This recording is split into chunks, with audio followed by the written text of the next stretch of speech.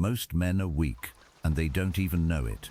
They wake up, they go to work, they come home, they scroll, they sleep, and they call this a life. But somewhere underneath the routine, there is a quiet, constant ache, a feeling they can't name. A sense that something is wrong, but they don't know what. You are not tired, you are undisciplined, you are not unlucky, you are unfocused, you are not misunderstood. You are unwilling to look at yourself honestly, because honesty would demand change, and change is the one thing weak men cannot afford to face. 2,000 years ago, a man sat in a tent on the edge of a battlefield in the cold hills of Germania. He was the most powerful man alive. He commanded legions, nations bent to his word. And yet, every night by candlelight, he wrote to himself. Not commands, not decrees, confessions. His name was Marcus Aurelius. And in those private pages, he did something almost no man in power has ever done. He admitted his own weakness. He held himself accountable when no one was watching. He understood something most men today will never understand. That the real war is not against the world, it is against the parts of yourself that want to stay small. This is not a video about motivation. Motivation is a drug. It spikes and it fades, and it leaves you exactly where you started, except now you're also disappointed in yourself. This is a video about exposure. By the end of the next hour, you will see yourself in at least one of these 7 patterns, maybe more than one, maybe all 7. And when you see it, you will not be able to unsee it. That is the point. Weakness is not about strength in your arms or fear in a fight. The old idea of weak and strong, the one built on muscle and bravado, is a lie sold to boys who never grew up. Real weakness is invisible. It lives in the small decisions. It lives in the way you respond when no one is forcing you to respond a certain way. It lives in the gap between what you know you should do and what you actually do. Epictetus, a man born into slavery who became one of the most powerful minds in human history, said something that should be carved into the wall of every man's mind. It is not the things themselves that disturb us, but our judgments about those things. Read that again. The world is not breaking you. Your reaction to the world is breaking you. And that reaction, that pattern, is built one small surrender at a time. A man does not become weak in a single moment. He becomes weak the way a coastline erodes, slowly, quietly, wave after wave after wave, until one day he looks in the mirror and does not recognize the shape of what's left. This video will show you 7 of those waves, 7 patterns, 7 daily betrayals that weak men commit against themselves, often without even realizing it. And after each one, you will ask yourself a question, not is this someone else, but is this me? Because here is the truth nobody wants to hear. The weak man is not a stranger. He is not the man across the street, the co-worker you look down on, the friend who can't get his life together. The weak man is, in some way, in some hour of some day, every single one of us. The difference between a weak man and a strong one is not that the strong man never feels weakness. It is that he refuses to let it run the show. So, sit with this. Let it sting. Let it sit in your chest like a stone. Because the men who change, the men who actually become who they were meant to be, are the men who are willing to feel this discomfort all the way through, instead of reaching for their phone to numb it. Seneca once wrote to a friend that we suffer more in imagination than in reality. But there is a darker truth underneath that one. We also lie to ourselves in imagination more than we ever do out loud. The stories we tell ourselves about why we are stuck, why we deserve sympathy, why this time it's different, why we'll start tomorrow. These are the chains, not iron, not bars, just thoughts repeated so often they became identity. Let's break them, one at a time. Here are the 7 things weak men always do. Number 1, they seek validation. There is a particular kind of hunger that lives in a weak man's chest, and it does not announce itself loudly. It does not feel like hunger at all. It feels like ambition. It feels like connection. It feels like simply wanting to be liked, which seems harmless enough until you realize how much of his life he has handed over to people who will never love him as much as he needs them to. The weak man checks how a room reacted to him before he decides how he feels about himself. He cannot finish a thought, a decision, an action without first asking, silently, desperately, did that look good? Did they approve? He performs his own life instead of living it. Every choice runs through an invisible audience in his head, and that audience holds the only vote that counts. This is not vanity. Vanity would almost be easier to fix. This is something more corrosive. It is a man who has outsourced his sense of self to people who were never asked to hold it, and who, more often than not, do not even care. Consider Marcus Aurelius again, but not as emperor. Consider him as a boy, raised in a court where every gesture was watched, every word measured for political consequence, surrounded from birth by people whose approval could elevate or destroy him. He could have become a man entirely shaped by other people's opinions, a puppet performing power instead of holding it. Instead, he wrote in the privacy of his own journal, a reminder meant for no audience but himself. Waste no more time arguing about what a good man should be. Be one. Notice what he did not write. He did not write convince others you are good. He did not write perform goodness, so it is seen and praised. He wrote be one. The entire weight of his philosophy rests on that distinction. Action over appearance, substance over spectacle. Now picture the opposite. Picture a man scrolling through his phone at 1 o'clock in the morning, watching the numbers under his last post, refreshing, feeling his mood rise and fall with strangers' thumbs.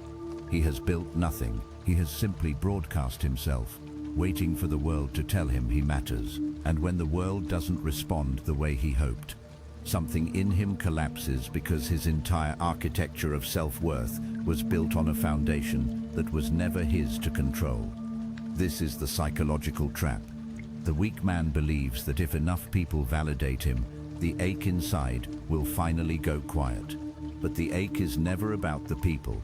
It is about the relationship he has failed to build with himself. No amount of external praise can patch a hole that was never external to begin with. He will chase approval for decades, accumulate followers, likes, compliments, promotions, celebrated more for the title than the work, and still lie awake at night, feeling like a stranger to himself because none of it touched the actual wound. The strong man operates from a different center entirely. He still hears the opinions of others. He is not a stone, but he does not need them to feel solid. His sense of worth was built in private, in the unglamorous hours when no one was watching, in the discipline he kept when there was no reward for keeping it, in the standards he held even when breaking them would have gone unnoticed. He built his identity the way a craftsman builds a table piece by piece, with his own hands, checking the joints himself, not waiting for someone to walk by and tell him it looks nice. This is what Epictetus meant when he separated the world into two categories: what is within our control and what is not. Other people's opinions are not within your control. You can influence them, but you cannot command them. And a man who builds his foundation on something he cannot command has built his house on sand, and he will spend his entire life terrified of the tide.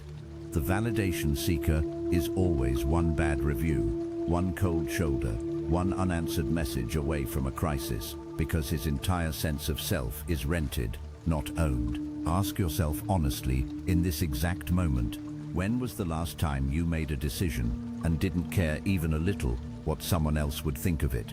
If you cannot remember, you have found one of your 7. A man who needs the world's approval to feel whole will spend his whole life negotiating his worth with people who never agreed to set the price. Second thing, they explain themselves too much. Watch a weak man closely, and you will notice something strange. He cannot simply do something. He has to justify it. Before he acts, during the act, and long after it's finished, he is narrating, defending, pre-apologizing, building a case for himself in the court of public opinion that exists mostly in his own head. He says, I know this might sound weird, but he says, I'm sorry. I just feel like he says, you probably think I'm crazy for this. He cushions every choice in so much padding that by the time he actually says what he means, the meaning has dissolved into apology. This habit looks like humility. It is not. Humility is quiet. This is something else entirely. Fear, wearing humility's clothing. The weak man explains himself excessively because some part of him does not believe he has the right to simply exist as he is, to want what he wants, to choose what he chooses without first earning permission from everyone in the room. Picture at a family dinner who has decided to leave a stable but soul-crushing job to start something of his own. Watch him try to tell his family. He doesn't say it. He builds an elaborate legal defense around it. He explains the savings he has, the backup plan, the statistics on success rates, the timeline, the contingency for failure, all before anyone has even asked a single question. He is not informing them. He is begging in disguise for a verdict he hasn't even been asked to await. Now, picture Cato the Younger, a man so famously immovable in his convictions that even his enemies, men who despised everything he stood for, could not deny his integrity. Cato did not over-explain himself to the Roman Senate. When he believed something was right, he stated it plainly and let the consequences fall where they fell, even when those consequences included public humiliation, political ruin, and eventually his own death. He was not reckless. He was simply finished asking the world for permission to hold his own convictions. There is a particular kind of psychological exhaustion that comes from constantly explaining yourself, because what you are really doing every time is asking an invisible jury to acquit you of the crime of being yourself. And juries, by their nature, can convict. So, the over-explainer is essentially volunteering for trial after trial after trial for decisions that were never crimes to begin with. The weak man believes that if his explanation is thorough enough, airtight enough, sympathetic enough, he can control how people feel about him. He cannot. People will think what they think. Some will judge him no matter how carefully he frames his choices. Some would have supported him without a single word of justification. The explaining changes nothing about their reaction. It only reveals how much power he has handed them over his own self-respect. Marcus Aurelius wrote that he had spent enough time imagining what other people thought, what they said, what they planned against him, and that this time would have been better spent thinking about his own soul. There is an exhaustion in constant self-justification that quietly drains a man of the very energy he needs to build the life he is trying to defend. The strong man speaks once, plainly, and lets his actions stand as the only explanation that matters. If someone needs more than that, he understands that more words will not satisfy them. Only results will, eventually, or they never were going to be satisfied at all. He has made peace with being misunderstood by people whose understanding was never required for him to move forward. Ask yourself, how many times this week have you explained a decision to someone who had no actual say in it? Count them. That number is the size of the leash you've been wearing. A man who must explain himself to everyone has already surrendered the one thing he can never get back, the right to simply act. Third thing, they avoid discomfort. There is a kind of death that happens slowly, without a funeral, without anyone noticing. And it begins the very first time a man chooses comfort over growth and tells himself it was the smart choice. The weak man has built an entire life around the avoidance of friction. He takes the easier route home, even when the harder one would have built his patience. He skips the conversation that needed to happen because it might be uncomfortable, and tells himself he was being respectful, when really he was being a coward in a clean shirt. He stops the workout the moment it starts to burn, not because his body has reached its limit, but because his mind reached its limit decades ago and has been negotiating surrender ever since. This avoidance does not look dramatic from the outside. That is what makes it so dangerous.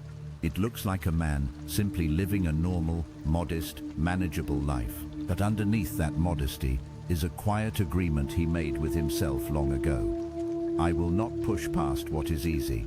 And every time he keeps that agreement, the boundary of what he considers possible shrinks a little more. Consider the story of a man training for something difficult, a marathon, a fight, a body transformation, anything that demands the body argue with the mind for months. In the early weeks, Every single session is a negotiation. The lungs burn, the legs scream, and the mind, that ancient comfort-seeking animal sitting in the skull, offers 1,000 reasonable-sounding exits.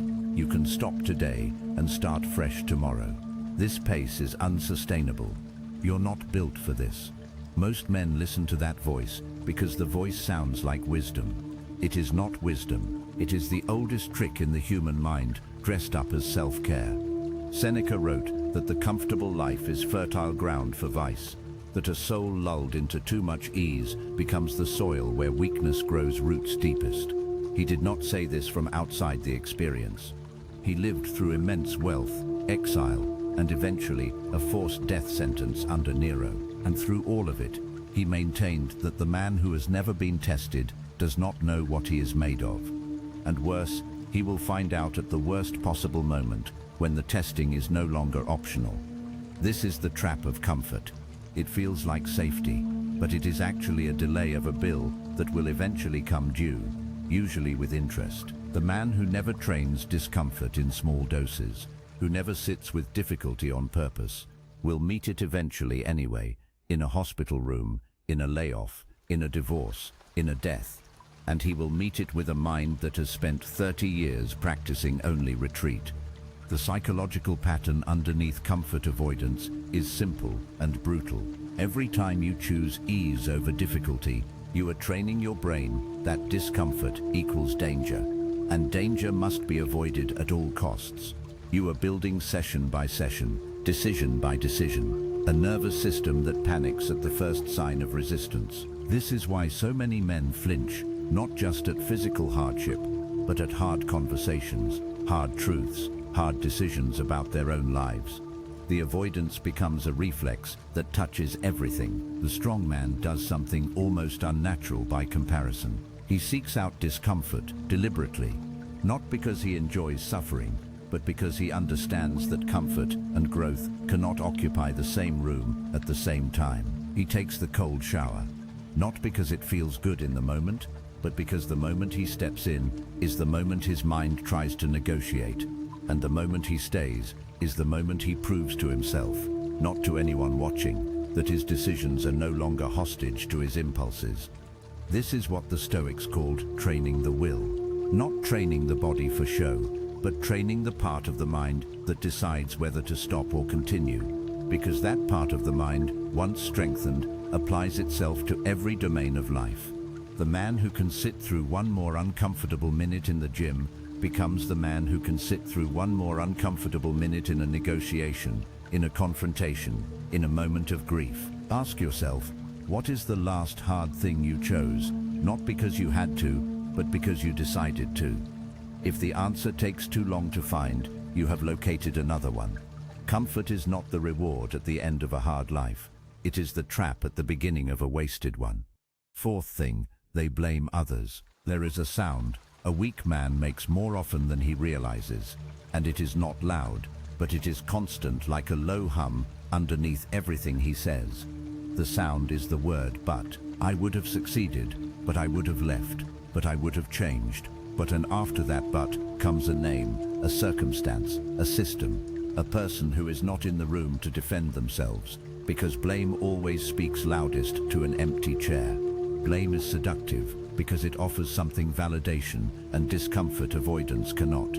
It offers innocence. If the failure belongs to someone else, the weak man never has to face the unbearable possibility that the failure belongs to him. He gets to keep his self-image intact while the actual problem, the thing that needs fixing, sits untouched, because you cannot fix a problem you've assigned to someone else's hands.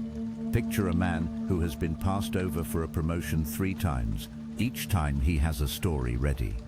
The manager is biased, the company plays favorites, the system is rigged against people like him. Some of this might even be partially true. The world is not always fair, and pretending otherwise would be its own kind of dishonesty. But notice what he never does. He never asks the harder question, the one that actually has power in it. What is within my control here, and have I done everything possible with that? Epictetus drew the clearest line on this that has ever been drawn. He said that the foolish man blames others for his misfortunes. The average man blames himself, but the wise man blames no one. Read that progression carefully, because it is a ladder, and most men never climb past the second rung. Blaming others is the lowest level of awareness. Blaming yourself excessively is one step up, but it is still trapped in blame, just redirected inward, and it still produces nothing but paralysis. The wise man transcends blame entirely. He simply asks, what happened, and what do I do now? This is not the same as pretending injustice does not exist. The Stoics were not naive men living in comfortable times. Epictetus himself was born into slavery. Seneca was exiled and eventually ordered to take his own life. Marcus Aurelius ruled during plagues, wars, and the betrayal of those closest to him. These were men who had every reason, every legitimate, justified reason to blame the world for what was done to them. And yet, the philosophy they built, forged in actual suffering, not theoretical suffering, insists that blame is a dead end, because blame focuses all your energy on a door that is not yours to open. The psychological cost of chronic blame is rarely discussed, but it is severe. A man who blames others for his circumstances has, without realizing it, handed those people permanent rent-free space in his mind. He thinks about them. He rehearses arguments with them. He carries resentment that does nothing to them and everything to him, like drinking poison and waiting for other person to suffer. There is a particular kind of bitterness in men who have blamed for so long that it has become their personality, their conversation topic, their identity.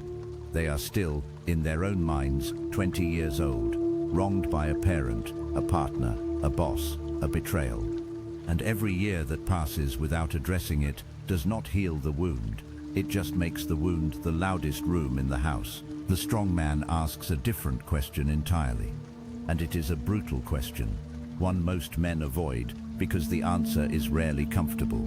Even if this was unfair, even if I did not deserve this, what is the next right action available to me? He does not deny injustice. He simply refuses to let injustice become the architecture of his identity. He takes what is his to take responsibility for, and he releases what is not. Not because releasing it is easy, but because holding on to it costs more than it could ever give back. Marcus Aurelius wrote that the impediment to action advances action, that what stands in the way becomes the way. This is not motivational poster language. It is a complete reversal of how most men process obstacles. The obstacle is not proof that you should stop. It is the raw material of the next version of yourself if you are willing to stop blaming it and start working with it. Ask yourself, who have you been blaming quietly for years, for a life you have not yet taken full ownership of? Say the name in your mind. Now ask whether that person is still controlling your future, or whether you have simply continued giving them the wheel out of habit. A man who blames the world for his position in it will hold that position forever, because he has made sure the solution always depends on someone else moving first. Fifth thing, they chase pleasure. There is a particular silence that follows pleasure. After the food, after the scrolling, after the drink, after the noise, a silence that the weak man cannot tolerate. And so he fills it immediately with the next hit of stimulation, because in that silence lives a question he has been running from for years. Is this actually who I want to be? The chasing of pleasure is rarely about the pleasure itself. It is about anesthesia. A man who structures his evenings around food he doesn't need, content he doesn't remember the next day, substances that quiet his mind instead of sharpening it, is not pursuing joy. He is administering a sedative to a problem that sedation cannot solve. And because the relief is real, even if temporary, he mistakes the silencing of discomfort for the absence of a problem. Picture a man who comes home from a day that left him feeling small, unseen, unimportant. He does not sit with that feeling. He cannot. So he opens an app, and for the next 3 hours, his attention is auctioned off in small increments to algorithms built by people who have studied exactly how to keep a tired, undisciplined mind from ever looking inward. He goes to bed having felt nothing real all evening, having processed nothing, having grown nowhere. and tomorrow the same feeling of smallness will be waiting for him, untouched, slightly larger, because he fed everything except the actual hunger. Seneca, writing to a friend named Lucilius, described pleasure-chasing men with a kind of clinical pity. He said they live as though they will live forever, never noticing how much time they have already wasted, spending it as though it were endless. What when in fact every hour given to empty pleasure is an hour stolen from a life that has an ending none of us can see in advance. He was not condemning enjoyment itself. The Stoics were not opposed to pleasure as a concept. He was condemning the chase, the compulsive, repetitive, reaching for sensation as a way of avoiding the difficult, necessary, often unpleasant work of building a life with substance. This is the psychological mechanism at play. Pleasure chasing creates a feedback loop that mimics satisfaction without ever delivering it. The brain receives a dopamine signal, briefly feels relief, and then, because the underlying issue, the loneliness, the dissatisfaction, the lack of purpose, was never addressed, the craving returns within hours, sometimes minutes. The weak man spends his entire life on this treadmill, working harder and harder to chase a feeling that requires increasingly larger doses to produce smaller and smaller effects, because that is the nature of all anesthesia. It builds tolerance. It never builds character. There is something almost tragic in watching a man with real potential spend his only finite resource, time, on entertainment that will not remember him, on substances that will diminish him, on relationships built only around shared numbness rather than shared growth. He is not lazy in the way people mean when they use that word casually. He is, in a deeper sense, terrified, because facing the actual conditions of his life would require him to admit how far he has drifted from who he wanted to be. And pleasure offers him an exit from that admission every single night for the cost of his future. The strong man treats pleasure the way a craftsman treats fire. Useful, even necessary, when controlled and placed correctly. Devastating when allowed to spread without limit. He enjoys food without using it as therapy. He enjoys rest without using it as escape. He understands that the discipline is not in denying every pleasure monk-like, but in remaining the one who decides when pleasure is invited in, rather than the one who is dragged behind it like a man tied to a runaway horse. Marcus Aurelius wrote that very little is needed to make a happy life, that it is all within yourself, in your way of thinking. This was not an abstract idea to him. He held the most powerful position in the known world, with access to every pleasure available to any human being in his era, and still concluded that none of it touched the actual source of a well-lived life. If the most powerful man on earth could not buy his way to peace through pleasure, no amount of scrolling, drinking, or distraction will manufacture it for the rest of us either. Ask yourself honestly, what do you reach for every single day the moment things get quiet? That object, that app, that drink, that compulsion is not your comfort. It is your confession. It tells you more honestly than you'd ever admit out loud exactly what you're avoiding. A man who spends his life chasing pleasure will arrive at the end of it, having felt everything and built nothing. Sixth thing, they talk more than they act. There is a specific kind of man who has perfected the language of change without ever practicing the discipline of it. He can describe his goals with stunning detail. He knows the books, the routines, the philosophies, the systems other successful men have used. He talks about the version of himself he is becoming with such conviction that people around him start to believe it too. And yet, months pass, years pass, and the man in the mirror remains exactly where he was when the talking started. This is one of the cruelest patterns of weakness, because it disguises itself as progress. Talking about a goal activates some of the same psychological reward as actually working toward it. The brain, in its primitive wiring, cannot always distinguish between announcing an intention and fulfilling one. So, the weak man tells his friends about the business he's going to start and feels, in that moment, a flicker of the identity of an entrepreneur without having done a single hour of the actual unglamorous work that identity requires. The talking becomes a substitute for the doing, because talking is easy and immediate, and doing is hard and slow. Picture two men standing in the same room, both wanting the same future. One spends the evening explaining, passionately, persuasively, exactly how he plans to transform his life starting Monday. The other says almost nothing, goes home, and writes down the one task he will complete before he allows himself to sleep. A year later, the difference between these two men will not be explainable by talent or luck. It will be explainable entirely by which one of them stopped narrating and started moving. Marcus Aurelius held himself to a standard most men today would find almost unbearable. He wrote, "Do not waste time discussing what makes a good man. Be one." He was emperor of Rome. He had every excuse to philosophize endlessly about virtue, from a throne surrounded by people who would have applauded every word. Instead, his private journal, the one document we have that shows what he actually believed when no one was listening, is filled almost entirely with reminders to himself about action. Get up in the morning even when it's hard. Do the work in front of you. Stop waiting to feel ready. There is a particular trap inside excessive talking, and it is this. Every time a man describes his future plans to an audience, he receives a small social reward, a nod, a compliment, a moment of being seen as ambitious or driven. That reward, small as it is, can quietly satisfy enough of the craving for accomplishment that the actual accomplishment starts to feel less urgent. Psychologists have observed this exact phenomenon.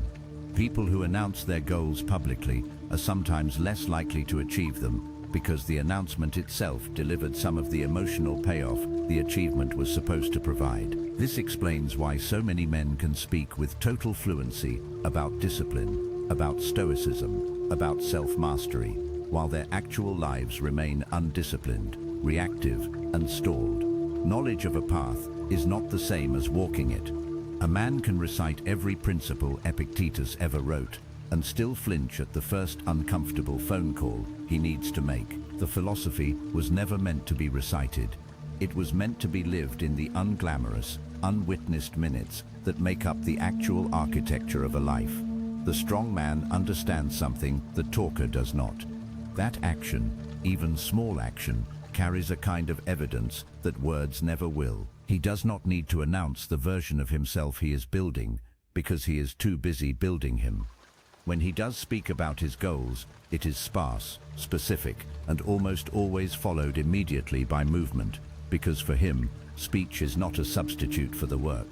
It is, at most, a brief signal flare before he goes back underground to actually dig. Seneca wrote that we should choose as a guide someone whose life, not merely whose words, we admire because words alone reveal nothing about the actual character behind them. Anyone can speak convincingly.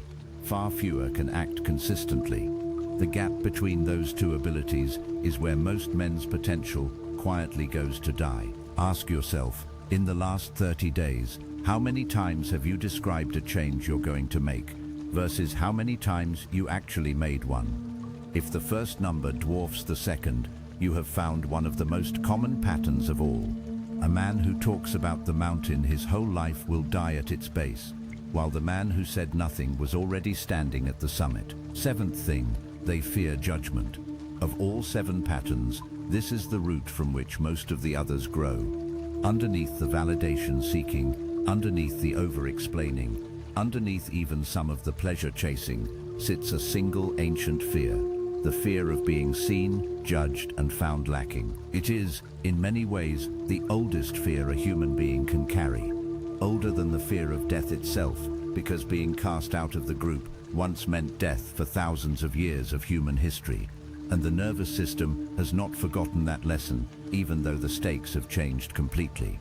The weak man organizes his entire life around the avoidance of this exposure. He does not start the business because if it fails, people will see. He does not ask the question in the meeting because if it sounds foolish, people will notice. He does not pursue the woman, the opportunity, the bold and uncertain path because the possibility of public failure feels more unbearable than the certainty of private stagnation. He would rather fail quietly, in a way no one witnesses, than risk failing loudly in a way everyone does. This fear is rarely named out loud because naming it requires the very exposure it's trying to avoid. So instead, it disguises itself as practicality. He calls it being realistic. He calls it knowing his place. He calls it not wanting to make a fool of himself. But underneath every one of those phrases is the same trembling question: what will they think of me if this doesn't work? Consider the story often told of Diogenes, the philosopher who lived with almost nothing, who slept in a barrel, who walked through the busiest marketplace of Athens at midday carrying a lit lamp, telling anyone who asked that he was searching for an honest man. He was mocked constantly. Children threw things at him. Wealthy men sneered as they passed. And Diogenes did something almost incomprehensible to a man ruled by fear of judgment. He let the mockery land, absorbed nothing from it, and kept walking because he had already decided that the opinions of people who had never once examined their own lives held no authority over how he chose to live his. This is the line that separates the man ruled by judgment from the man who has made peace with it. It is not that the strong man is never mocked, never criticized, never misunderstood. Diogenes was mocked his entire life. The difference is that mockery from people he did not respect simply failed to register as information worth acting on. He had already done the harder work of deciding internally what he believed a good life looked like, and once that decision was made with conviction, the noise of strangers lost its grip on him entirely. Marcus Aurelius wrote something extraordinary on this exact subject. He said to ask yourself at every moment, is this necessary? And notice how much of what you do and say is unnecessary, and how much could be eliminated, including especially the constant tracking of what others think of you. He understood that the human mind has limited bandwidth, and every ounce spent monitoring other people's opinions is an ounce unavailable for the actual work of living well. The psychological cost of judgment fear compounds over decades in a way few men ever calculate honestly. Every opportunity declined because of what people might say becomes a smaller life. Every honest word swallowed because it might offend becomes a slightly more dishonest relationship. Every bold idea abandoned because it might fail publicly becomes a quiet vote for mediocrity, cast again and again, year after year, until the man looks back at 60 and realizes the only consistent author of his limitations was never the world. It was his own permission withheld from himself out of fear of an audience that in most cases was barely paying attention to begin with. This is perhaps the cruelest detail in the entire pattern. The people most men fear judgment from are not actually watching as closely as the fear suggests. Most people are consumed by their own anxieties, their own performances, their own fear of judgment. The audience, the weak man, is so terrified of disappointing, is in most cases an audience of other frightened people equally consumed with worrying about what he thinks of them. The entire structure, examined closely, is built on mutual unspoken fear, an agreement no one actually signed, enforced by everyone, benefiting no one. The strong man does not become indifferent to all feedback. That would be its own kind of foolishness, a different flavor of weakness, wearing confidence as a mask. He listens carefully to people whose judgment he respects, whose lives demonstrate wisdom he wants more of. But he has drawn a hard, permanent line around the opinions of people who have not earned the authority to shape his decisions. And inside that line, he moves freely, undistracted by the noise outside it. Epictetus offered the clearest possible instruction on this. He said that if you wish to improve, be content to be thought foolish and stupid by outsiders. Notice that he did not say this would be easy or that it wouldn't sting. He said, be content with it, because the alternative, organizing your entire life around never appearing foolish, guarantees you will never attempt anything large enough to risk looking foolish in the first place. Ask yourself, what have you not done, not said, not become purely because you were afraid of how it would look? Sit with that question longer than feels comfortable. Most men answer it too quickly with a shrug, because the honest answer is heavier than they want to carry in a casual moment. A man who spends his life terrified of judgment will receive in the end the only judgment that ever truly mattered, his own, delivered far too late in the quiet of his final years, when there is no more time left to act on what he finally understood. You will not fix all 7 of these tonight. You may not fix even one of them this month, but somewhere in the last hour, something in you recognized itself in these words, and that recognition is not nothing. It is in fact the only place real change has ever begun. Not in motivation, not in inspiration. In the uncomfortable, unglamorous moment, a man stops lying to himself about which version of him has been running the show. The weak man and the strong man are not 2 different people. They are the same man at 2 different moments, making 2 different choices. The only question that has ever mattered, the question every Stoic from Epictetus to Marcus Aurelius to Seneca built their entire philosophy around, is which version of yourself you choose to feed today, not tomorrow, not when conditions improve, not when you feel ready, because readiness is a feeling, and feelings were never meant to be in charge of a man's direction. Today, choose the version of you that does not need an audience to act with integrity. Choose the version of you that does not need to explain a decision he knows is right. Choose the version of you that leans into the discomfort instead of flinching from it. Choose the version of you that takes the weight of his own life onto his own shoulders, blames no one, and moves anyway. Choose the version of you that can sit in silence without needing to escape it. Choose the version of you that acts first and speaks, if at all, after. And choose the version of you that has finally stopped asking permission from people who were never going to be in the room when the real work got done. That man is not a fantasy. He is not a future version of you that exists only in imagination. He is available right now, in the next decision you make after this video ends, in the next 5 minutes, in the choice between picking up your phone or picking up the work you've been avoiding.